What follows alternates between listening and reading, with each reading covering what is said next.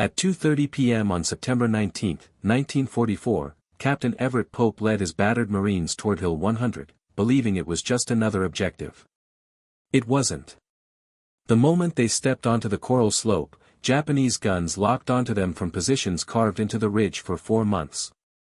By the time Pope reached the top, he realized the truth. Hill 100 wasn't a summit, it was a trap, surrounded on 3 sides, no cover, no water, no radio, and just 24 Marines left.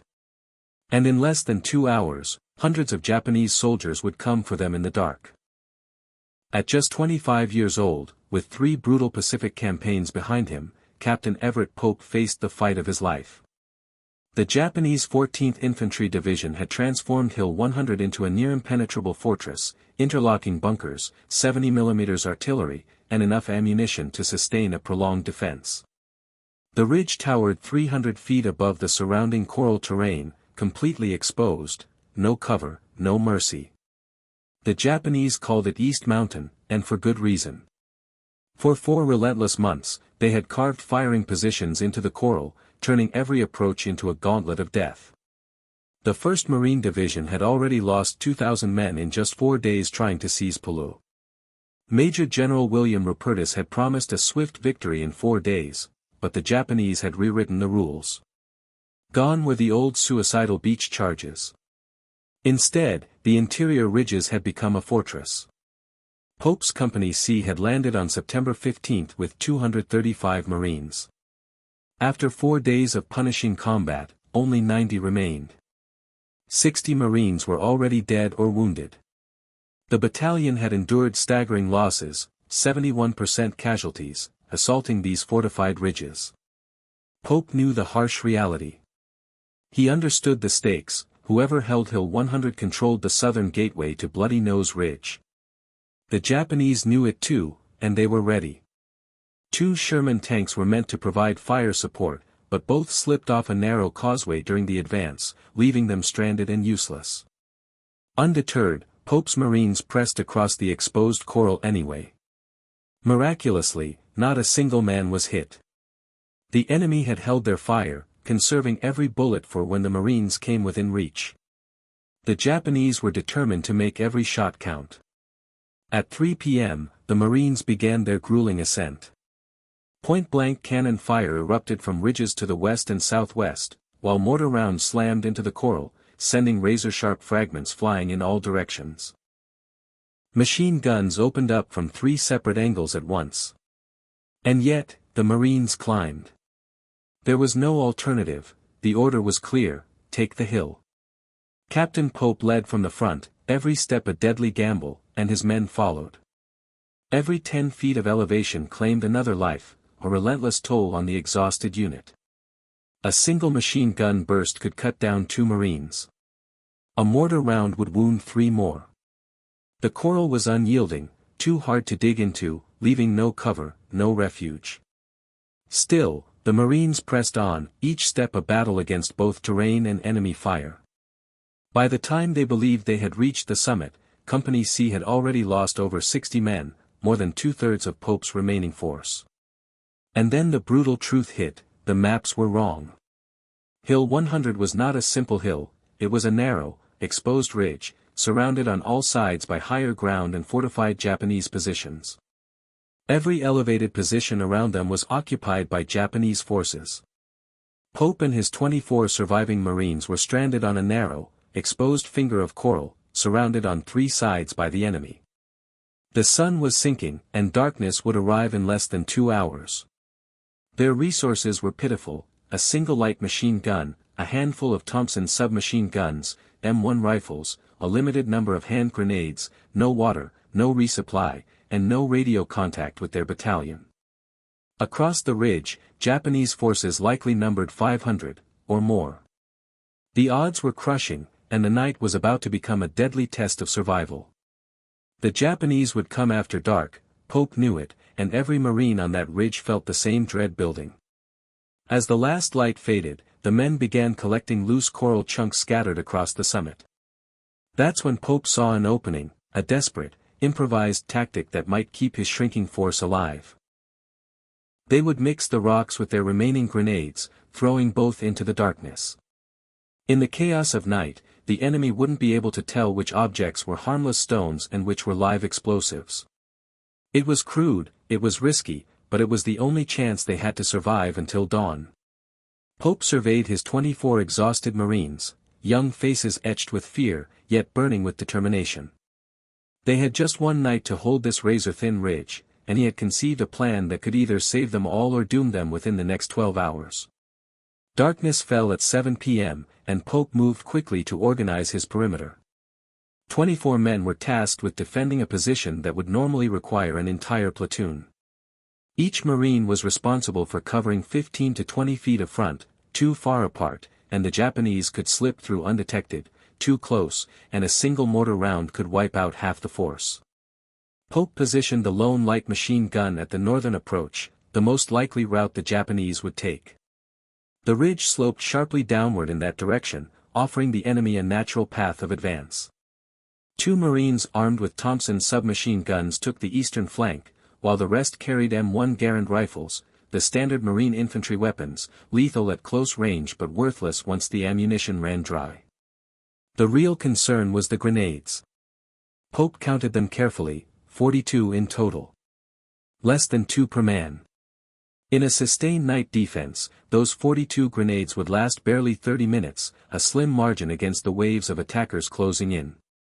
The Japanese would start with probes, small teams of 3 or 4 testing the Marine perimeter. Then they would regroup and strike in larger waves, 20 to 30 men at a time. The Marines' grenades were their lifeline, thrown to disrupt each assault, but the enemy never stopped, again and again, throughout the night. That's when Pope noticed the loose coral scattered across the ridge. Chunks of stone, roughly the size and shape of a grenade, slightly lighter, but in the darkness, indistinguishable. He picked one up, tested the weight, and realized it could serve as a deadly decoy, buying precious seconds against an enemy that would not relent. He grabbed the nearest Marine and laid out the plan. 3 or 4 rocks first, then 1 real grenade. In the darkness, the Japanese would only hear impacts, thuds, cracks, ricochets. They wouldn't know which throws were harmless stones and which were explosives. And uncertainty is a weapon, it would force them to hit the dirt every time, buying the Marines a few precious seconds. The squad stared at Pope like he'd lost his mind. Throwing rocks at soldiers armed with rifles and grenades. It sounded insane. But the alternative was worse. Burn through all their grenades in the first hour, and spend the rest of the night fighting with nothing but rifles and desperation. The Marine nodded and began collecting coral chunks, soon joined by the others. Within 20 minutes, every fighting position had a small pile of stones stacked beside the grenade supply. Pope moved along the perimeter, checking each station, ensuring every Marine understood the plan: rocks first, grenades second. Conserve ammunition. Fire only at clear targets. The night ahead would be long, brutal, and unrelenting. The Japanese would come relentlessly. Survival demanded discipline. First Lieutenant Francis Burke, wounded by shrapnel to the leg, took his place on the western flank, a slightly lower, more exposed position. Despite the pain, he stayed, determined to hold his ground. Pope returned to the center of the ridge, surveying his force. 24 Marines, 1 wounded officer, 42 grenades, a few hundred rifle rounds, maybe 200 rounds for the Thompsons, and a single belt for the light machine gun. Not nearly enough for a full defensive line, not even close. Pope had fought at Guadalcanal. He had fought at Cape Gloucester. He knew exactly what the Japanese did to isolated Marine positions. They struck in relentless waves, never stopping, never retreating, fighting until every defender was dead, or until they themselves were exhausted. Hill 100 loomed 300 feet above the valley floor. If this ridge fell, the Japanese would command the southern approach to Bloody Nose Ridge, halting the advance of the entire 1st Marine Division. Hundreds more Marines would die in futile attempts to reclaim it. Failure here was not just a setback, it would be a bloodbath. Pope couldn't allow that to happen. At 9 p.m., the first Japanese probe crept up the northern slope, 5 men moving silently through the darkness. The machine gunner spotted them at 30 yards. Pope raised a hand, "Wait, let them come closer." At 15 yards, the gun erupted, cutting down 3 attackers. The remaining 2 fled back down the slope. Hill 100's night defense had officially begun. Just 40 minutes later, a second wave approached, larger this time, 12 to 15 soldiers advancing up the eastern slope, testing the Marines' resolve and the limits of their desperate defenses. The Japanese were probing a new angle, searching for weaknesses in the Marine perimeter. The 2 Marines armed with Thompson submachine guns spotted movement at 40 yards. Pope gave the signal. Both men seized coral rocks from their supply piles and hurled them forcefully toward the approaching enemy.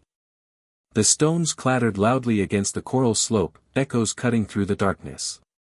The Japanese froze, instinctively hitting the ground and scrambling for cover behind any available terrain. They were bracing for explosions. 3 seconds passed. 4 seconds. Still nothing. As the Japanese began to rise, the Marines unleashed the real grenades. 2 Mark II fragmentation grenades arced through the darkness, their 4.5-second fuses hissing through the night. Both detonated directly over the enemy positions, sending deadly shrapnel ripping through the exposed soldiers. Screams pierced the air. The survivors scrambled back down the slope, caught off guard and disoriented. The rock ruse had succeeded. The Japanese had assumed the first throws were harmless, exposing themselves in the open, and Pope's Marines had struck with lethal precision. From the center of the perimeter, Pope watched closely. The rock and grenade tactic had bought his Marines 5 crucial seconds, 5 seconds of confusion, hesitation, and imbalance for the enemy. In night combat, 5 seconds could mean the difference between survival and annihilation. Pope passed the orders along the line: keep using the rocks, mix them with the grenades, force the Japanese to guess. At 10:15 p.m., a larger assault struck the northern slope, 20 to 25 soldiers advancing in a coordinated attempt to overrun the position. The light machine gunner opened fire at 35 yards, tracer rounds cutting bright arcs through the darkness, marking the beginning of a desperate, relentless engagement. Japanese soldiers fell under the relentless fire, but more kept advancing, screaming battle cries meant to intimidate the defenders. The Marines held their ground, unwavering. Pope sprinted to the northern edge of the perimeter, where 4 Marines were tossing rocks as fast as they could scoop them up, 1 rock, another, a third, then a grenade. The pattern repeated without pause. The Japanese could not gain any ground. Every attempt to advance was met with a storm of flying objects in the darkness, mostly rocks, occasionally grenades, keeping the attackers off balance and exposed to deadly Marine fire. The Japanese had no way of knowing which was a rock and which was a grenade until impact, and that uncertainty froze them in place. The machine gun chewed through its first belt, 100 rounds gone in under 2 minutes. The gunner quickly reloaded and resumed fire. Now the enemy was within 20 yards of the Marines, close enough to lob their own grenades. 2 exploded inside the perimeter. 1 Marine took shrapnel to the arm but refused to fall back. Pope grabbed a rifle from a wounded comrade, tracked muzzle flashes in the darkness, and fired 3 precise rounds, cutting down the attackers before they could regroup. A Japanese soldier collapsed 15 yards away. Pope shifted to a different firing position, a standard infantry tactic: never stay in one spot after shooting, as the enemy would target the muzzle flash. He had learned that lesson the hard way at Guadalcanal. The assault lasted 12 relentless minutes. When it finally subsided, 8 Japanese bodies littered the northern slope. The Marines had expended 11 grenades and roughly 70 rocks. The strategy was proving effective. For every live grenade thrown, 6 or 7 rocks preceded it, keeping the attackers hesitant and exposed in the darkness. The Japanese reacted to every throw, diving for cover, losing precious momentum. The rock deception forced them to fight defensively, even while pressing their attack. From the western perimeter, Burke called out, another group was approaching, smaller, about 8 men. Now the Japanese were striking from 2 directions, attempting to split the Marine line. Pope sprinted to Burke's position, finding 3 Marines already lobbing rocks at the enemy. The attackers hesitated, sought cover, wasted critical seconds. Then the Marines followed with 2 grenades, both detonating perfectly on target, cutting down the exposed Japanese soldiers. By midnight, the Japanese had launched 5 separate attacks, small probing teams, medium-sized assaults, and 1 large, coordinated strike from 2 directions. Every attack had failed. The Marines had expended 23 grenades, but over 200 rocks had flown in their path.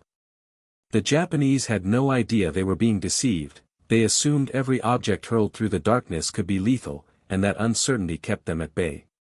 Pope paused to check his ammunition, calculating the remaining rounds and grenades. The night was far from over, but his strategy was working.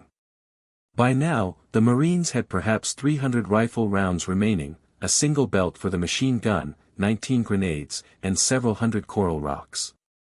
Dawn was still 6 hours away, and the Japanese were already regrouping for another assault. At midnight, their tactics shifted. Rather than massed attacks, they began sending individual soldiers forward, silent infiltrators moving slowly through the darkness, attempting to close in and lob grenades into the Marine positions undetected. Pope spotted the first infiltrator at 12 yards, ready to test the Marines' vigilance and ingenuity once again. A single muzzle flash from a Nambu pistol lit up the darkness. Pope fired 2 precise rounds from his M1, and the infiltrator went down. The attempts continued relentlessly over the next hour, 3 soldiers, then 5, then 8, each crawling slowly, trying to close in on the Marine perimeter to inflict damage. The Marines couldn't rely on rocks against these silent, individual threats.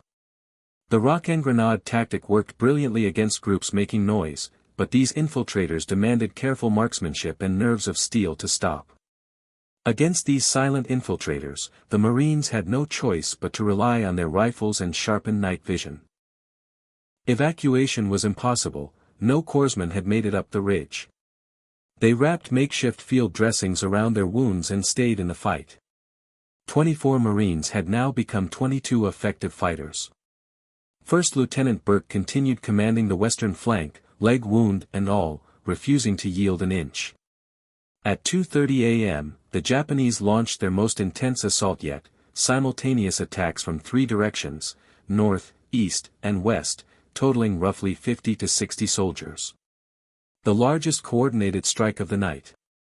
Pope recognized the plan instantly. They were attempting to overwhelm the Marines, forcing them to divide their dwindling grenades and ammunition across 3 separate firefights. The northern wave struck first, 20 men charging aggressively up the slope with no attempt at stealth.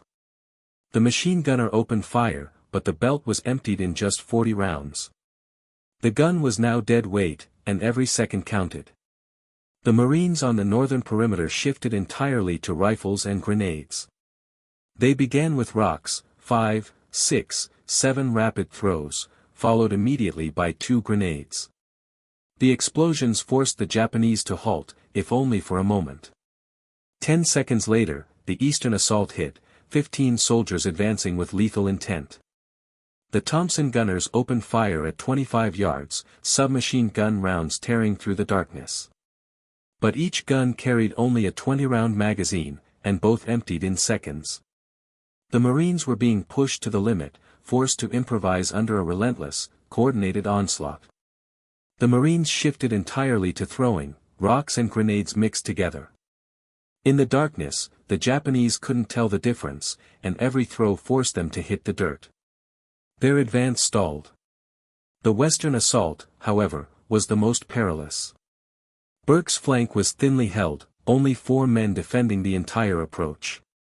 12 Japanese soldiers struck that sector with brutal force.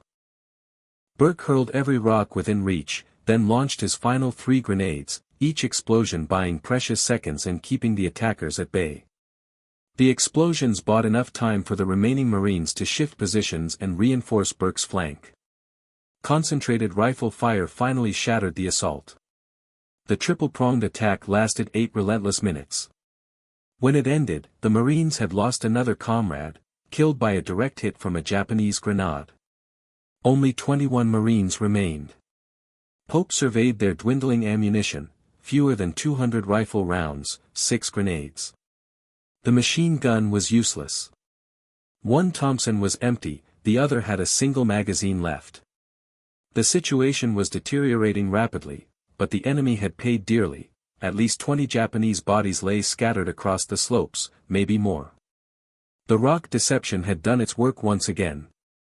Every Japanese attack slowed under the relentless barrage of thrown objects. Time was stolen, time spent taking cover, repositioning, hesitating. And that hesitation was keeping the Marines alive. Pope glanced at his watch, 3 a.m. 3 hours until dawn.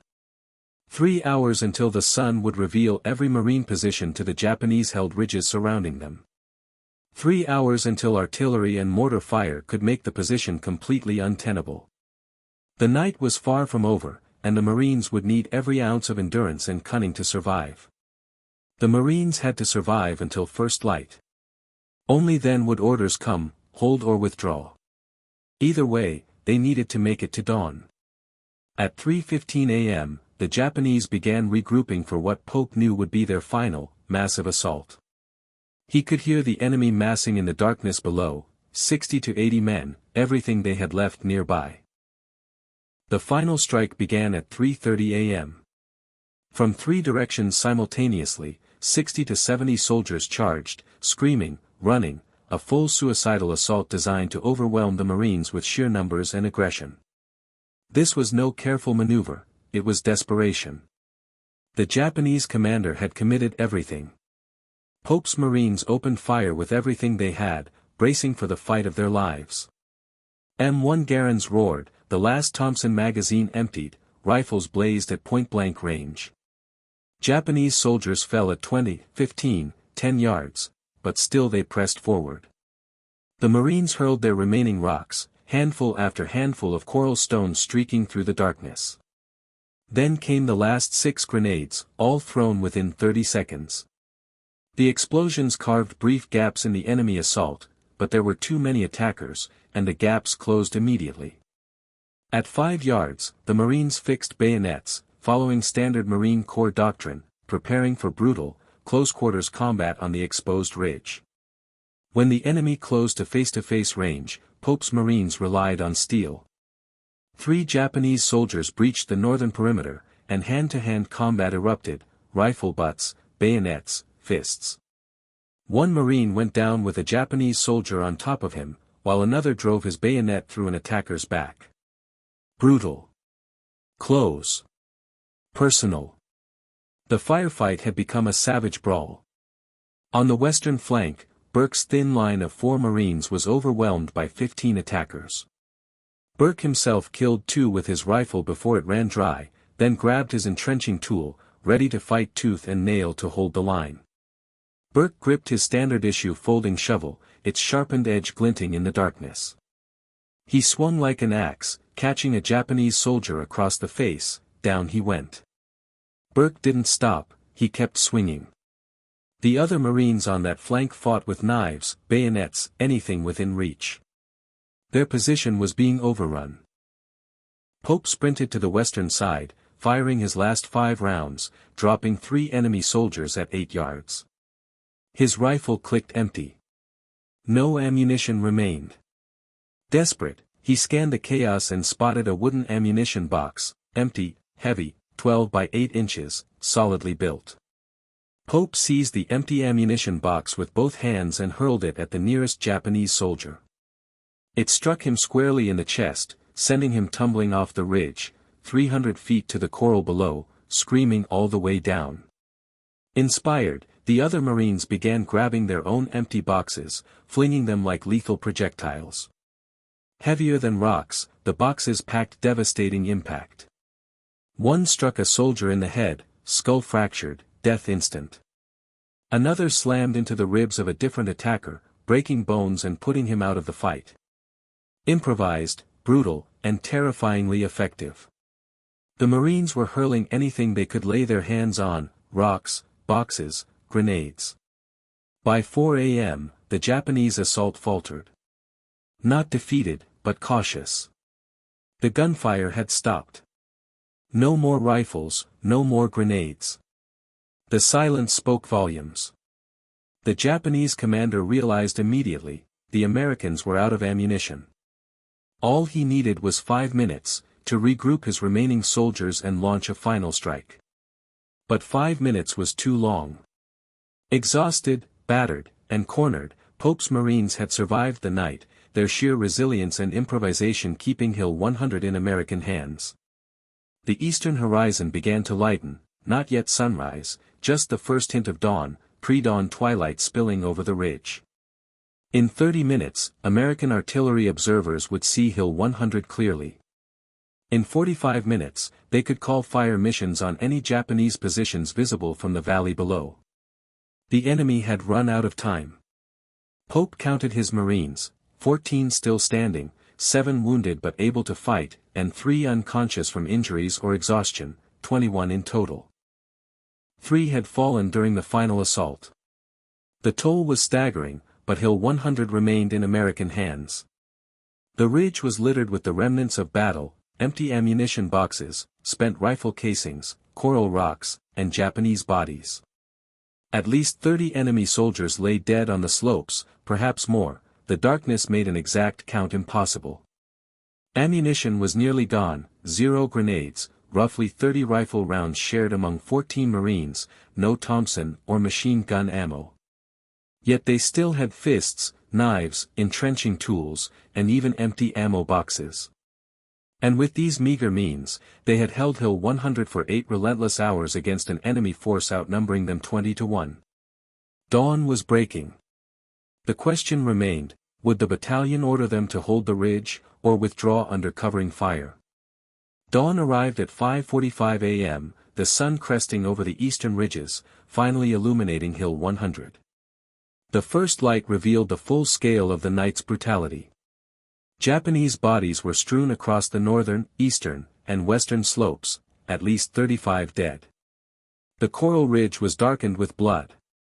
Empty shell casings littered every Marine position, while piles of coral rocks lay beside scattered grenade pins, silent witnesses to 8 hours of relentless combat. The signs of the desperate defense were unmistakable. Pope's 14 remaining Marines were now visible from every Japanese position on the surrounding ridges, the western slopes, the northern high ground, and East Mountain's main peak to the east.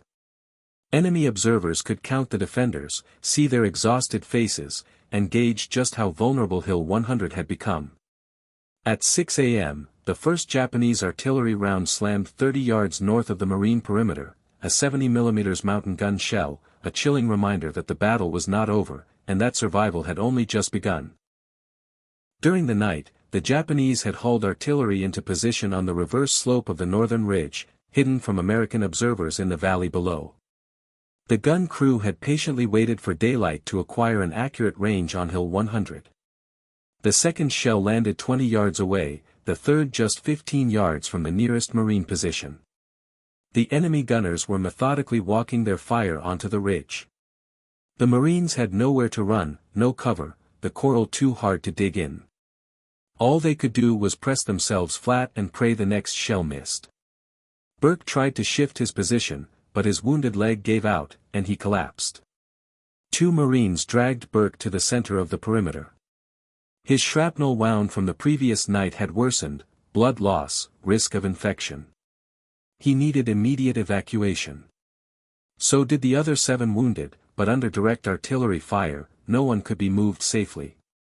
At 6:20 a.m., a runner from 1st Battalion reached the base of Hill 100 with orders from Major Raymond Davis, withdraw immediately. The position was untenable in daylight. Every second exposed the remaining Marines to enemy fire, but they had held the ridge through 8 relentless hours of combat, buying precious time for the division. Japanese artillery threatened to annihilate every Marine on Hill 100 within the hour. Battalion would provide smoke cover for the withdrawal. The Marines had 3 minutes to prepare. Pope gathered his 14 able-bodied men and laid out the plan. The 3 unconscious wounded would be carried down first, followed by assistance for the 7 walking wounded. Burke insisted he could walk with support, and Pope assigned 2 Marines to help him. The descent would be executed in stages. First group moves down, the second covers, then they switch, every step a calculated risk under the looming threat of enemy fire. Following standard infantry tactics for breaking contact under fire, American artillery began firing smoke rounds onto the slopes below Hill 100 at 6:23 a.m. White phosphorus shells erupted, sending dense clouds of smoke rolling up the ridge face. The smoke wouldn't stop bullets or artillery, but it obscured the Marines from direct observation. Japanese gunners were forced to fire blind, their accuracy reduced, their lethality diminished. It wasn't perfect protection, but it was enough for Pope's 14 Marines to begin the delicate, staggered withdrawal of the wounded, step by step, down the ridge they had fought so fiercely to hold. Pope's first group began their perilous descent down the northern slope, 4 Marines carrying 1 unconscious comrade. The terrain was brutal, loose coral, jagged rocks, a steep gradient, the same path they had clawed up under relentless fire 17 hours earlier. 60 Marines had already fallen along this slope during the assault. Now, 14 exhausted men were forced to navigate it while burdened with the wounded. Japanese machine guns cut through the smoke, firing at sound, movement, anything that hinted at life. Bullets whipped past Pope's head, ricocheting off the coral. 1 Marine was hit in the leg, stumbled, but pressed on. There was no stopping, no cover, only the treacherous path downward.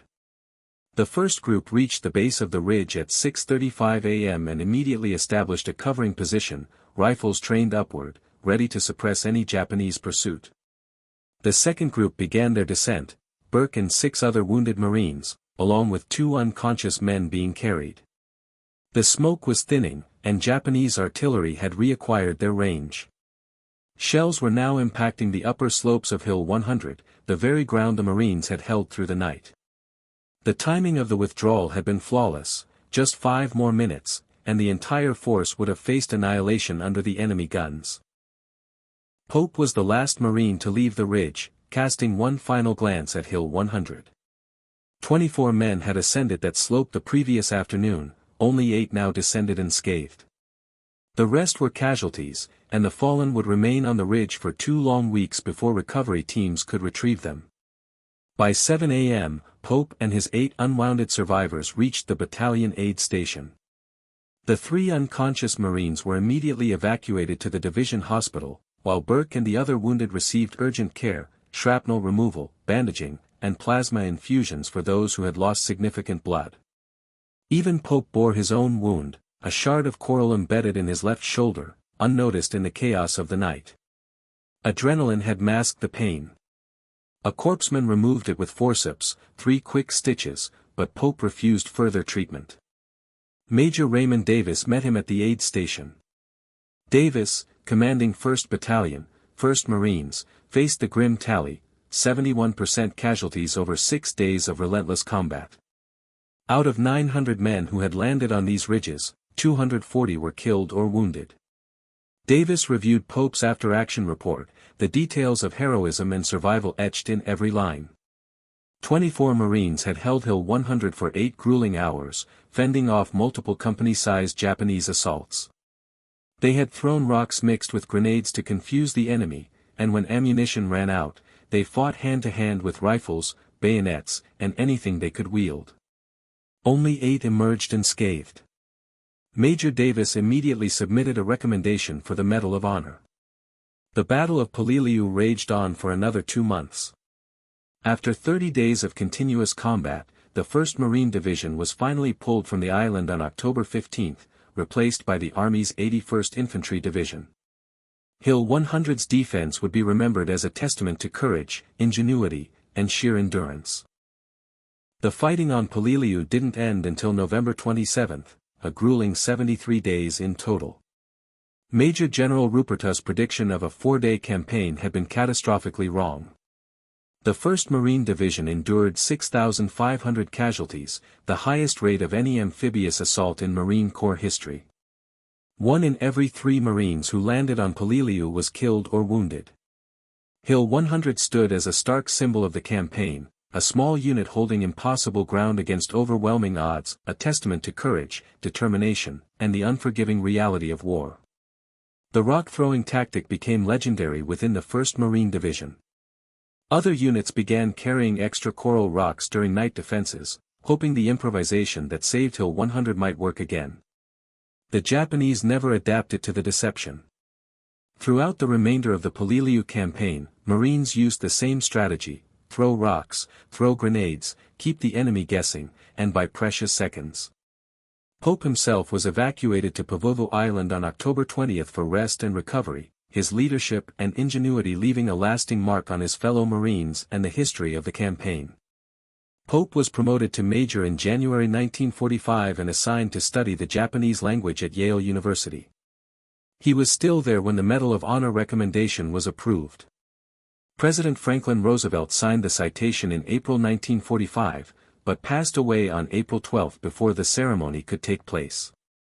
Harry Truman assumed the presidency that day, and one of his first official acts was to schedule a White House ceremony to honor the nation's Medal of Honor recipients, ensuring Pope would receive the recognition he had so valiantly earned.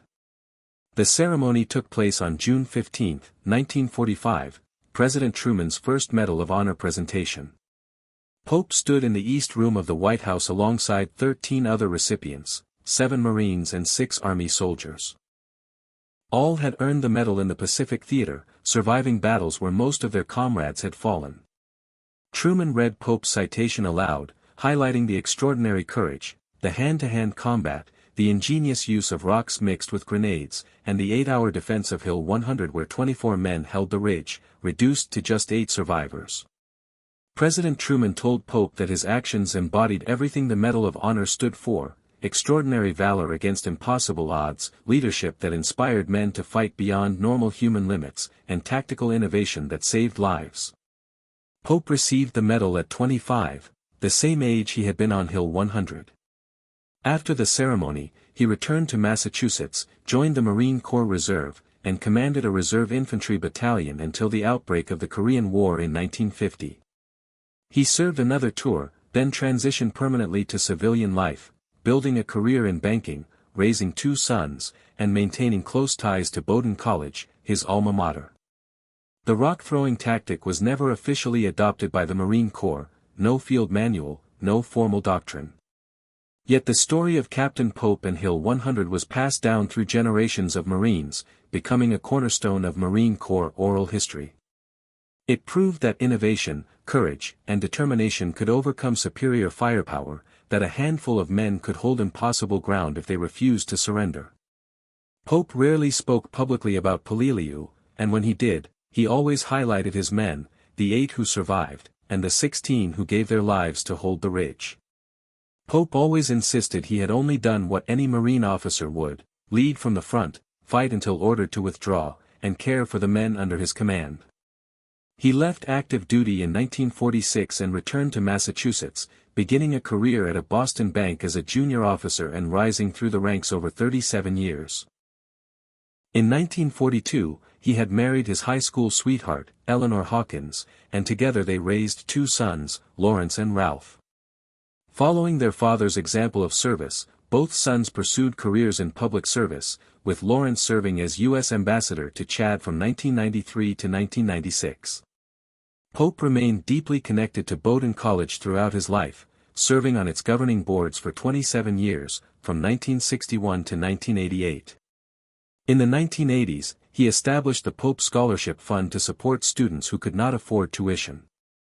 He also played a key role in creating the Howlane Cup, awarded annually to seniors who exemplify leadership and character.